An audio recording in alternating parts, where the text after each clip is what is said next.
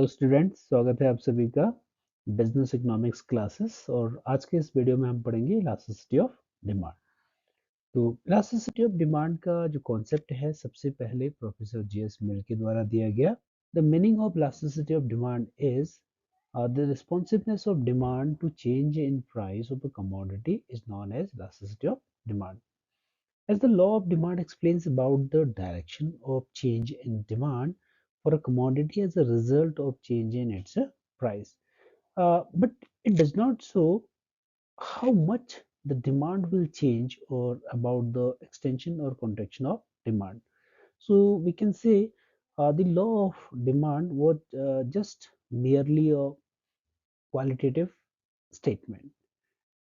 It shows that there will be a change in quantity demanded as a result of change in price, but it does not explain how much the change will there. कितना परिवर्तन होगा इसके बारे में नहीं बताता है। तो इसके लिए हम क्या करते हैं, elasticity of demand explains more about the degree of change, not just about the change but also the degree of change, कितना चेंज होगा। इट मीन्स हम कह सकते हैं the elasticity of demand explains about the quantitative change as well. The elasticity of demand can mainly of three types.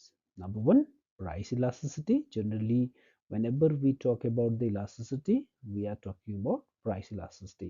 The responsiveness of demand to change in the price of a good is known as price elasticity. Uh, Number two, income elasticity, a change in quantity demanded following a change in consumers' money income is known as income elasticity of demand. The third one is cross elasticity. If the demand for one good change in response to change in the price of other goods, rival or complementary, such responsiveness is called the cross elasticity. Means अगर एक वस्तु की कीमत में परिवर्तन की वजह से दूसरे वस्तु की जो संबंधित वस्तु है, चाहे वो राइवल गुड्स हो या कॉम्प्लीमेंट्री गुड्स हो, उसकी मांग में क्वांटिटी डिमांडेड में जो चेंज आता है उसको हम कहते हैं क्रॉस इलास्टिसिटी ऑफ डिमांड। अब बात करते हैं price elasticity of demand. We may define price elasticity of demand as the ratio of the proportionate change in quantity demanded to a proportionate change in price. Hence, we can say price elasticity of demand is denoted by EP is equal to proportionate change in quantity demanded, means delta Q upon Q, upon proportionate change in price means delta P upon P.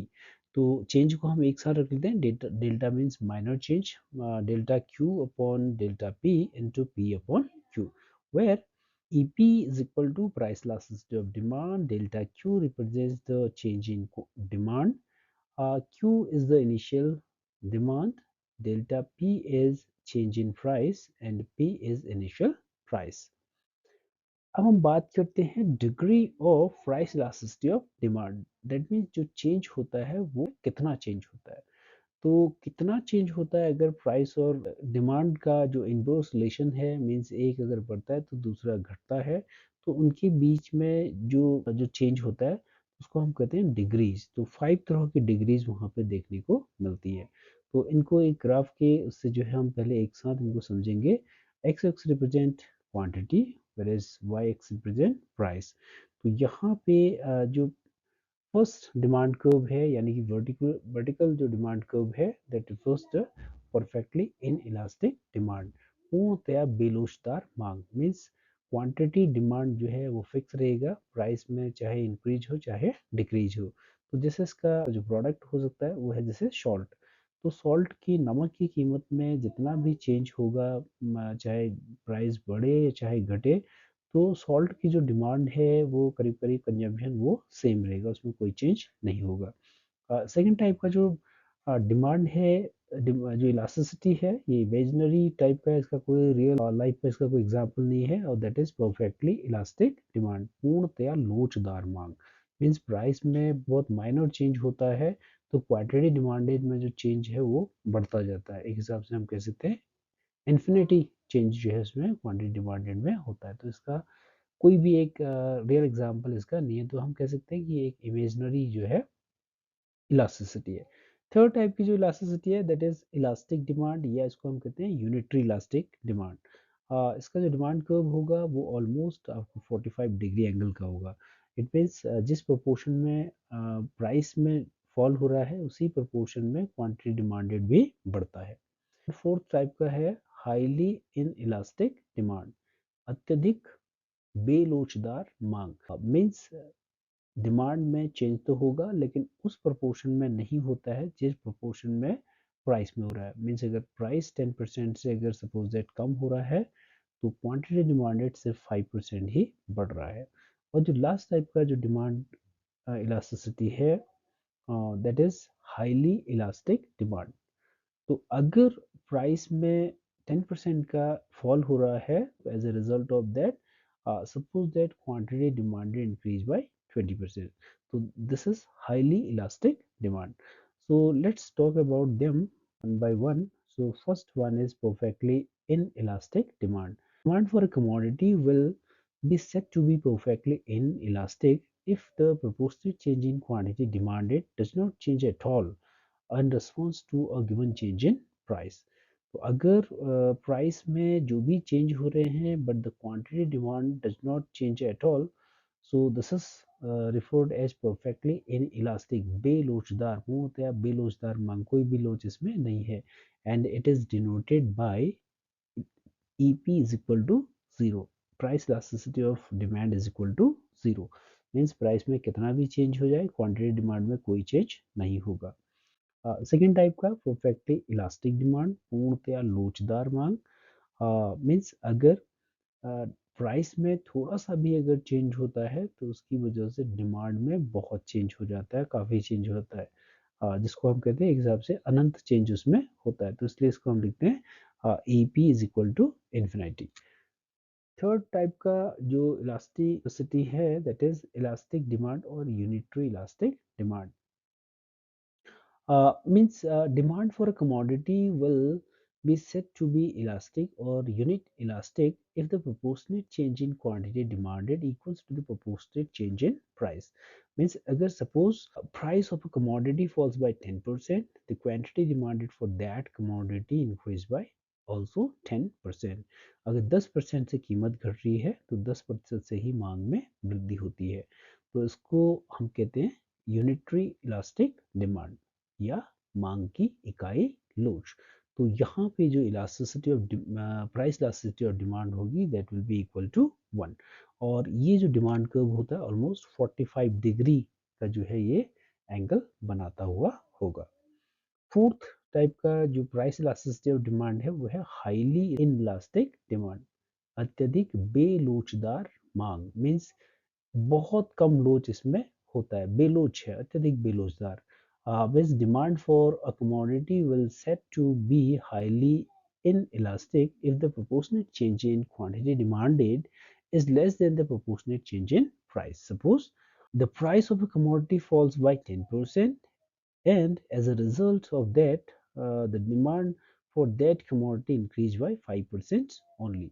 अगर 5% से ही मांग बढ़ रही है जबकि कीमत में 10% का चेंज हुआ था, 10% कम हुई थी, तो इसको हम कहेंगे हाईली इन इलास्टिक डिमांड।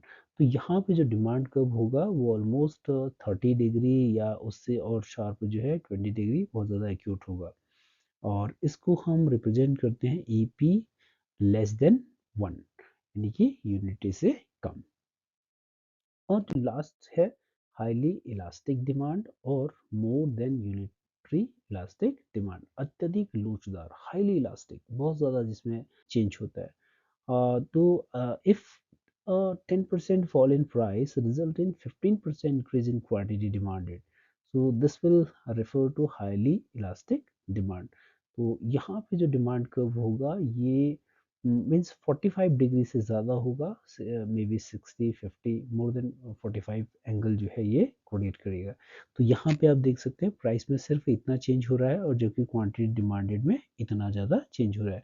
तो that mean price elasticity of demand is equal to क्या हो जाएगा, मोर देन 1, एक से ज़्यादा होगा। इसके बाद हम देखते हैं सेकेंड टाइप का इलास्टिसिटी और that is income elasticity of demand, यानी कि मांग में परिवर्तन किसकी वजह से, इनकम की वजह से, आय की वजह से।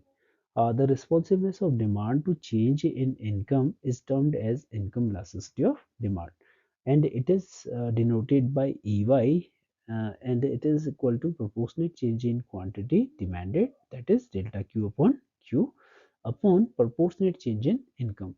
तो proportionate change in income हो जाएगा delta Y upon Y. Income is represented by Y. और types of income elasticity of demand is of three types. तीन तरह की होती है.